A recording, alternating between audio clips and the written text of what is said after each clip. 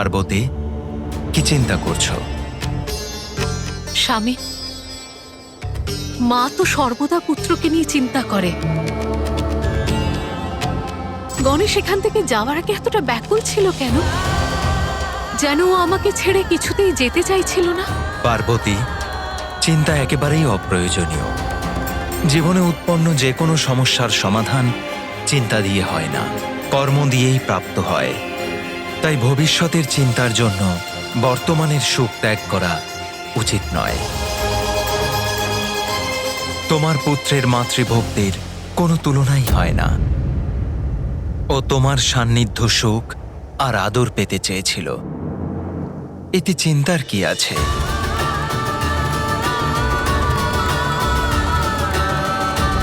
আমি শুধু শুধু এত চিন্তা করছি। ঠিকই তো বলেছেন, বাস্তবিক সুখ ভবিষ্যতের চিন্তা করে নয়, বর্তমানের সন্তুষ্টি থেকে লাভ হয়। আর এই বর্তমানের সন্তুষ্টিই তো সমস্ত অশুভ শক্তিকে ধ্বংস করে আমাদের পরিবারকে অপার সুখ প্রদান করবে।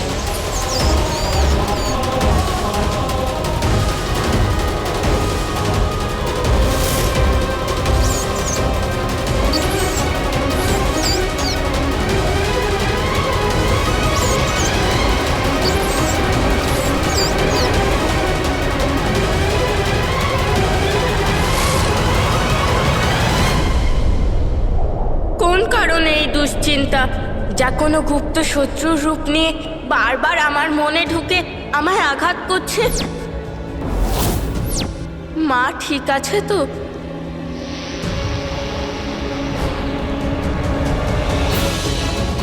মা ঠিক থাকবে না বা কি করে?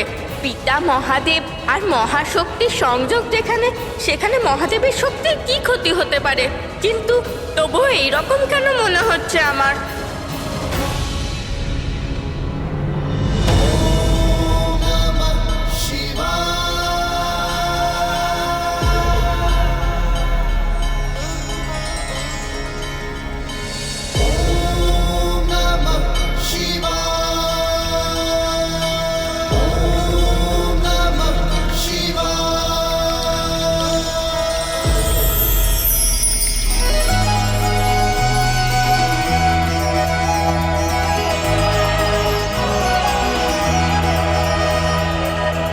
सूरज संचम के माथे पर चमका मंगल टीका, ऐसी शोभा देख के सृष्टि आनंद का हर रंग फीका।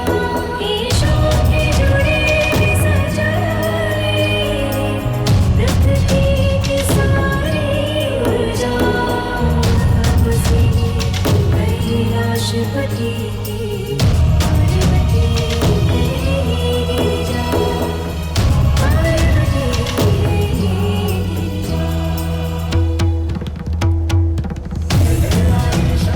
মহাদেবকে ওনার ধ্যানে দেখতে কি দৈব একটা অনুভূতি হচ্ছে।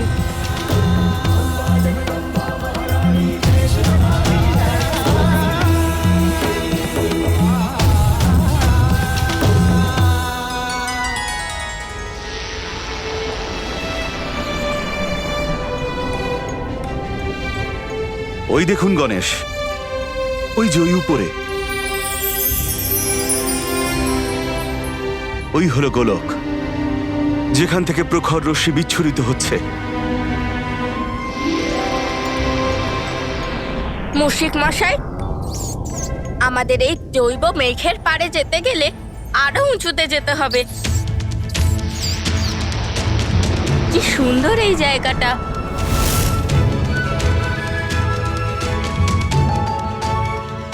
কি অদ্ভুত, কি মনোময় এই দৃশ্য! হ্যাঁ প্রভু, আশ্চর্য! গোলকের দ্বার তো এই মেঘেদের দ্বারা নির্মিত।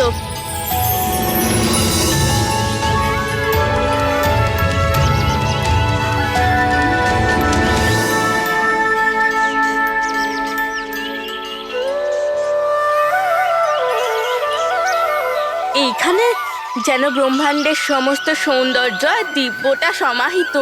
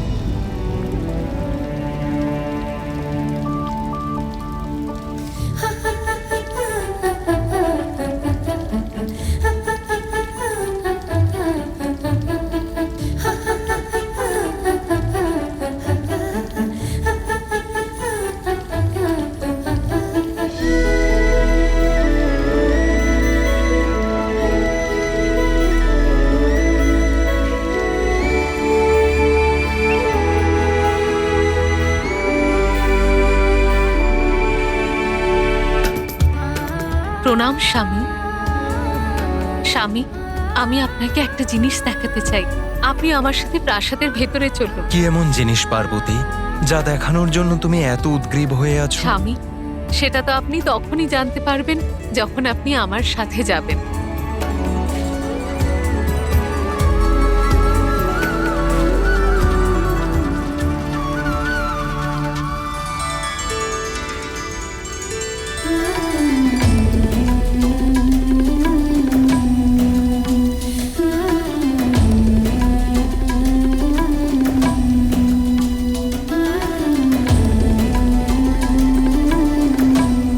বলো পার্বতী, কি এমন দেখাতে চাইছো তুমি? বলছি প্রভু, আগে বসুন।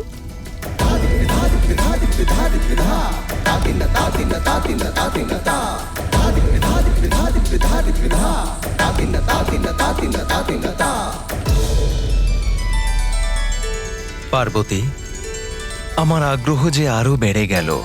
কি এমন দেখাতে চাইছো তুমি? এইভাবে নয় স্বামী, আগে আপনাকে আপনার চোখ বন্ধ করতে হবে। ওমা, আর প্রশ্ন করবেন না স্বামী, আমি আপনাকে অবাক করে দিতে চাই। কিন্তু ওমা, আর কোনো কিন্তু নয় প্রভু, নিজের চোখ বন্ধ করুন।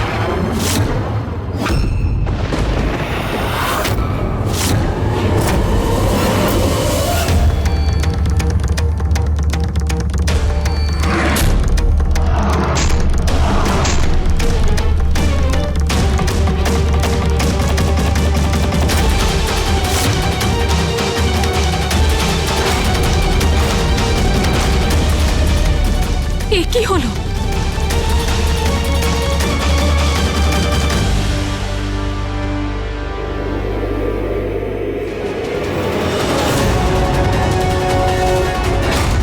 এ আবার কিরকম সংকট?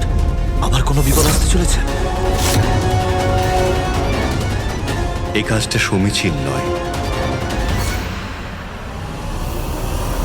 স্বামী, এ কেমন অন্ধকার যে আমাদের ব্রহ্মলোকের আলো কেড়ে নিয়েছে? দেবী, সমগ্র সংসারকে আলোকিত করবার রশ্মি মহাদেবের নেত্র হতে উৎপন্ন হয়। সেই জন্যে এই অন্ধকার জোর করে মহাদেবের নেত্রকে বন্ধ করে ওনার দিব্য রশ্মিকে আটকানোর পরিণাম এটা।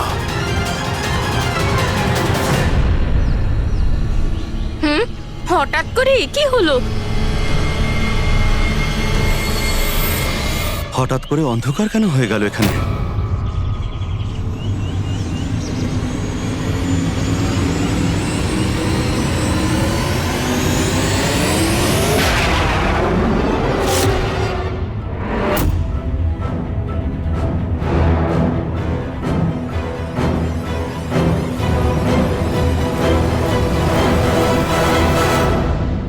এই বিনাশকারী অন্ধকার!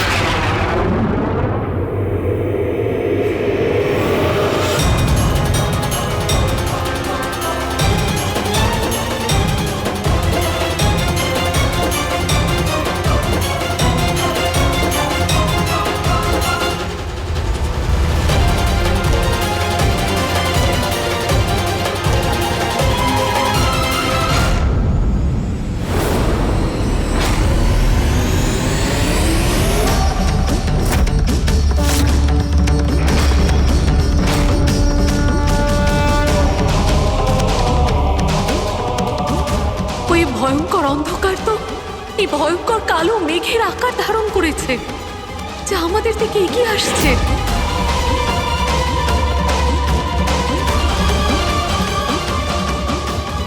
মহেশ্বরী, এ তুমি কি করলে?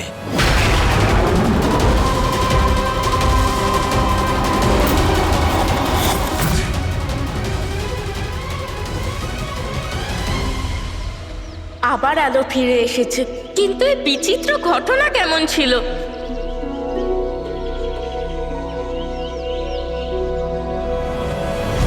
মুহূর্তের মধ্যে সৃষ্টি হলো এবং মুহূর্তের মধ্যেই বিনাশ হলো। এই অন্ধকারের সঙ্গে আমার চিন্তার কোনো সম্পর্ক নেই তো। কিন্তু এই মুহূর্তে আমাকে প্রভুকে নিয়ে এগোনো উচিত। চলুন প্রভু।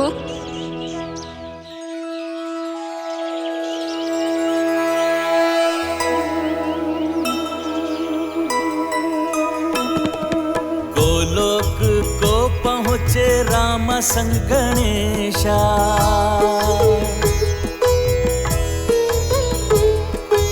अचरज से देखे दिव्य आभा विशेषा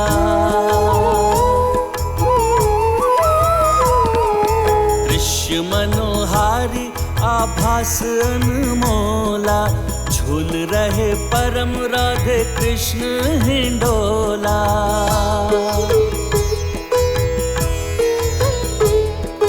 परम पिता ईश्वर के सम्मुख गजानन कृष्ण दरस किए सुमुख चक्षु स्वानन दिखलाए गणपति को दृश्य अनूपा दर्शन किए शंकर उमा स्वरूपा जय गणेश देवा माता जाति पार्वती पिता महादेवा। प्रणाम प्रभु, प्रणाम माता।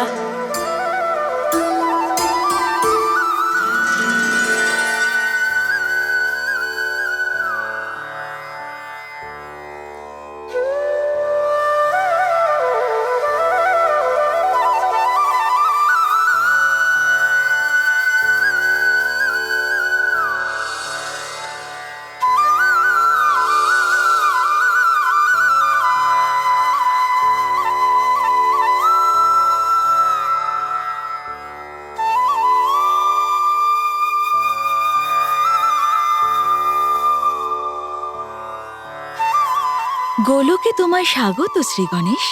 ধন্যবাদ মাতা। আমি প্রভু পরম শ্রীকৃষ্ণ আর মাতা পরম শ্রী রাধার দর্শন পেয়ে ধন্য হয়েছি।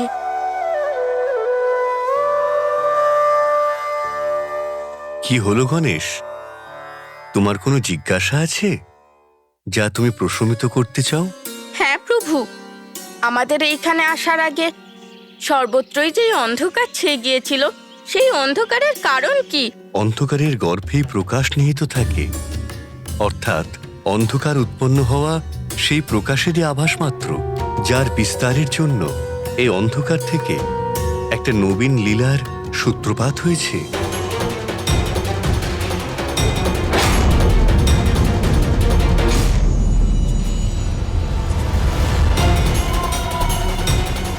কে এই শিশু? কিভাবে উৎপন্ন হলো এর? আর ওর কান্না আমাকে এতটা চিন্তিত করে তুলছে কেন?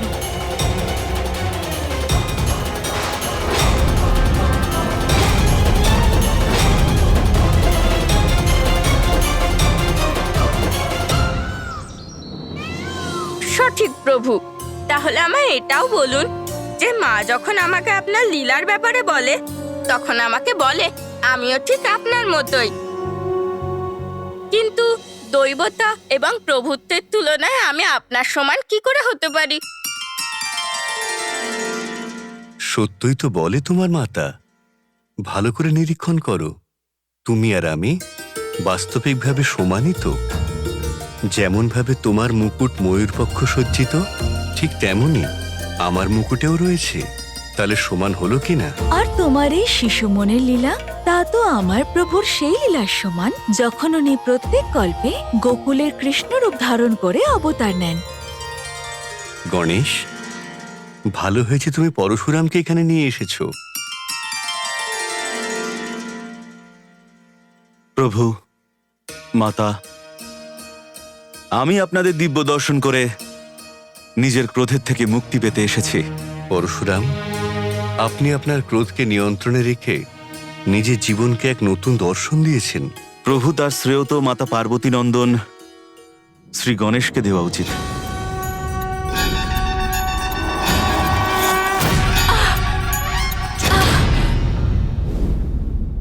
যদি বালক গণেশের সাথে আমার পরিচয় না হতো আর আমার পরশুর দ্বারা দন্ত বিচ্ছেদ যদি না হতো, তাহলে আমি নিজের ভুলটা বুঝতেই পারতাম না।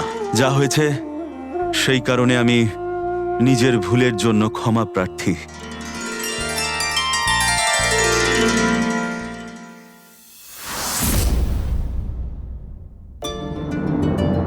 আমার নেত্র বন্ধ করার জন্য যে অন্ধকার উৎপন্ন হয়েছে, সেখান থেকেই এর জন্ম।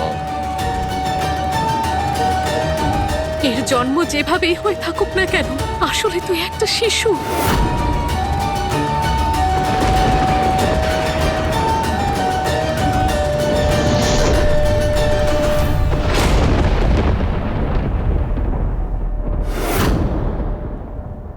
উমা উমা উমা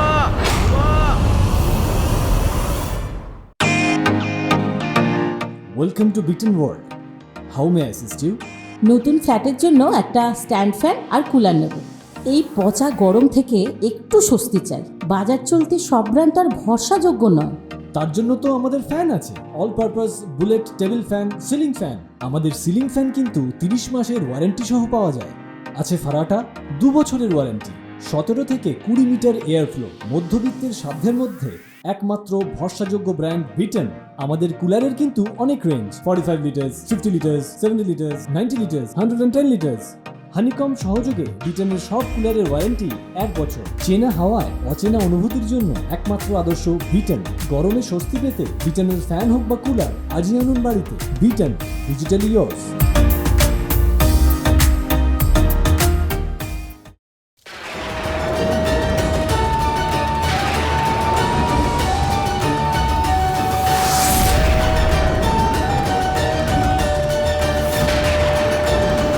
উমা উমা উমা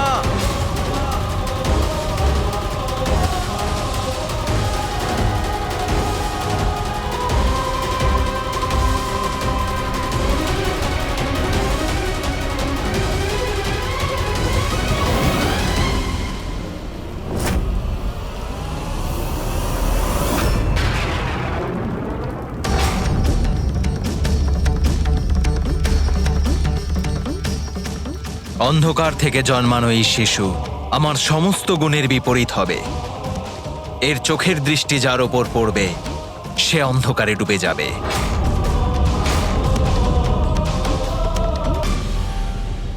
কিন্তু প্রভু, ওকে দেখাশোনা করার কোনো না কোনো উপায় তো বের করতেই হবে। নমঃ শিবায়। ওম নমঃ শিবায়।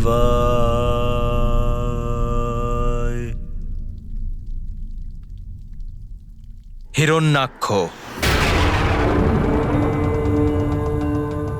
উমা কয়েক বৎসর ধরে হিরণ্যাক্ষ পুত্রের কামনায় আমার তপস্যা করছে।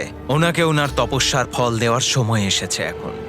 স্বামী, এই শিশু তো অন্ধকার উৎপন্ন করে, তাহলে হিরণ্যাক্ষের পালন পোষণ কিভাবে করবেন?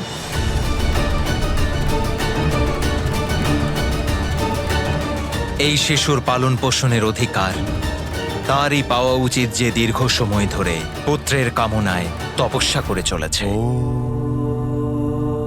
নমঃ শিবায়।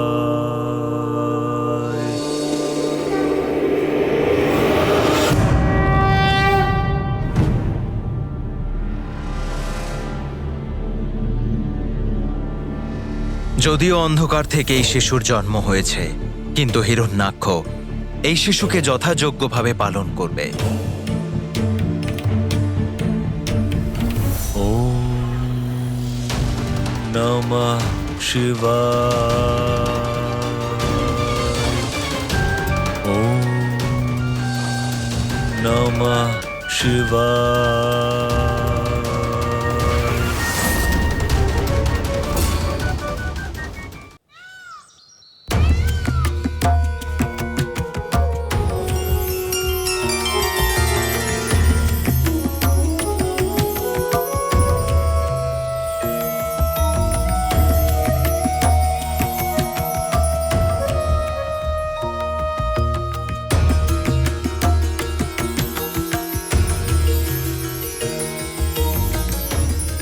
অমৃতের আভাস, এমন পরম সুখের প্রাপ্তি। আমি ধন্য হয়ে গেছি প্রভু, আমি ধন্য হয়ে গেছি মাতা, আমি ধন্য হয়ে গেছি। তমসো মা জ্যোতির্গময়, অর্থাৎ আমাকে অন্ধকার থেকে আলোকের দিকে নিয়ে চলো। এই প্রার্থনা যে করে সেই ব্যাপারে জ্ঞাত যে অজ্ঞানতার অন্ধকার তাকে ঘিরে রয়েছে আর জ্ঞানরূপী আলোকের দিকে সে এগোতে চায়, তাই ভগবান তার পথপ্রদর্শক হয়। কিন্তু যে জন্ম থেকেই অন্ধকারের সঙ্গে পরিচিত আর অন্ধকারকে সর্বোচ্চ বলে মনে করে, তাকে তো স্বয়ং ভগবানও অন্ধকার থেকে মুক্ত করতে পারবে না।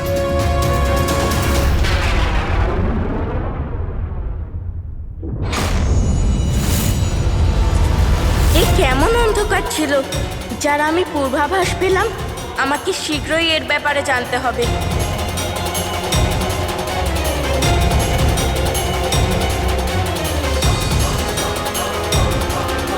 এই শিশুর লালন পালনের অধিকার তারই পাওয়া উচিত, যে দীর্ঘ সময় ধরে পুত্রের কামনায় আমার তপস্যা করে চলেছে। হিরণ্যাক্ষ। হতে পারে এই শিশুর জন্ম ভুলবশত হয়েছে, কিন্তু হিরণ্যাক্ষর মতো একজন অসুরকে তার লালন পালনের অধিকার দিলে তা তো আরো বড় ভুল হবে।